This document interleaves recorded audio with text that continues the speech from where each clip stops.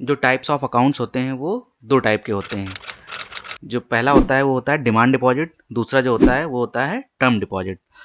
तो इसमें demand deposit का मतलब ये होता है कि आपको जभी भी ज़रूरत है आप अपनी डिमांड पे अपने डिमांड डिपॉजिट से पैसा निकाल सकते हैं, विथड्रॉ कर सकते हैं। और जो टर्म डिपॉजिट है, टर्म डिपॉजिट का मतलब क्या है कि आप उसकी एक ड्यूरेशन फिक्स होती है कि चाहे आप 6 महीने के लिए, 1 साल के लिए, 2 साल के लिए, 10 साल के लिए, जितने टाइम के लिए भी खुलवाते हैं वो एक ड्यूरेशन होती है। तो आप उससे पहले नहीं तुड़वा सकते हैं, उससे पहले उस पैसे को नहीं ले सकते हैं। अगर आप लेते भी हैं तो उससे आपको जो आपको प्रॉफिट मिलने थे उससे कुछ न कुछ आपको लॉसेस सहने पड़ सकते हैं। जो डिमांड डिपॉजिट होता है वो फिर से 2 टाइप के होते हैं, एक होता है सेविंग अकाउंट, दूसरा होता है करंट अकाउंट। और जो हमारे टर्म डिपॉजिट होते हैं उसमें जो पहला होता है वो होता है रिकरिंग डिपॉजिट और दूसरा होता है फिक्स्ड डिपॉजिट। तो अभी हम डिमांड डिपॉजिट के बारे में देख लेते हैं। इसमें जो मेनली होते हैं हमारे सेविंग अकाउंट आता है और दूसरा होता है करंट अकाउंट। तो जो सेविंग अकाउंट है हमारा वो हम सेविंग्स के लिए खुलाते हैं। तो जो सेविंग अकाउंट है वो हो सकता है कि कोई 18 साल से कम का हो बच्चा, वो खुलवाने पहुंच जाए तो उसको हम बोलते हैं माइनर का सेविंग अकाउंट। या फिर हो सकता है कि कोई 18 साल से ऊपर का कोई इंसान अपना सिंगल अकाउंट खुलवाने जाए तो उसको हम बोलते हैं नॉर्मल रेगुलर सेविंग अकाउंट जो कि सिंगल होता है। या फिर हो सकता है कभी कभी क्या होता है कि जो हस्बैंड वाइफ हैं या माँ बेटा या बेटी और पिताजी का जॉइंट अकाउंट खुलवाते हैं तो वो भी जो है सेविंग अकाउंट के अंदर आता है। उसके बाद हमारा आता है करंट अकाउंट।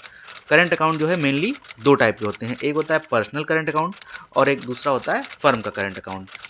तो अभी जो करंट अकाउंट होता है वो हम खुलवाते क्यों हैं उससे पहले हम ये देख लेते हैं। तो करंट अकाउंट क्या होता है कि जो सेविंग अकाउंट होते हैं उसमें 1 महीने आप लिमिटेड जो है ट्रांज़ैक्शंस कर सकते हैं। ऐसा नहीं है कि आप दिन में 10 से ज़्यादा 10, 20, 50 ट्रांज़ैक्शन किए पड़े हैं, क्योंकि उसमें क्या होगा कि फिर बैंक से आपके पास कॉल आ जाएगा कि भई आप अपने सेविंग अकाउंट में इतने ज़्यादा लेन-देन क्यों हो रहे हैं कर रहे हैं। और उसमें 1 से ज़्यादा जब आप कुछ 3 या 4 से ज़्यादा लेन-देन आप करेंगे तो उसमें आपको चार्जेस भी ज़्यादा देने पड़ते हैं। इसीलिए लोग जो फर्म या कोई दुकान है किसी की या किसी ने कोई कंपनी खोली है तो वो लोग करंट अकाउंट खुलवाते हैं। अब करंट अकाउंट 2 टाइप से खुल सकता है। जैसे मान लीजिए आपका नाम समीर वर्मा है, तो आपने समीर वर्मा नाम का अकाउंट खुलवा लिया, तो ये आपका क्या रहेगा, पर्सनल करंट अकाउंट रहेगा। दूसरा होता है, एक है फर्म का करंट अकाउंट। जैसे मान लीजिए आपका एक फर्म है जिसका नाम है वर्मा जनरल स्टोर। आप एक जनरल स्टोर चलाते हैं जिसका नाम है वर्मा जनरल स्टोर। तो आप अकाउंट खुलवाते हैं उसका नाम है वर्मा जनरल स्टोर। अगर आप वर्मा जनरल स्टोर के नाम से खुलवाएंगे तो वो आपका फर्म का अकाउंट रहेगा। और अगर आप अपने समीर वर्मा या आपका जो भी नाम है उस नाम से खुलवाते हैं तो उसका पर्सनल करंट अकाउंट बोलेंगे।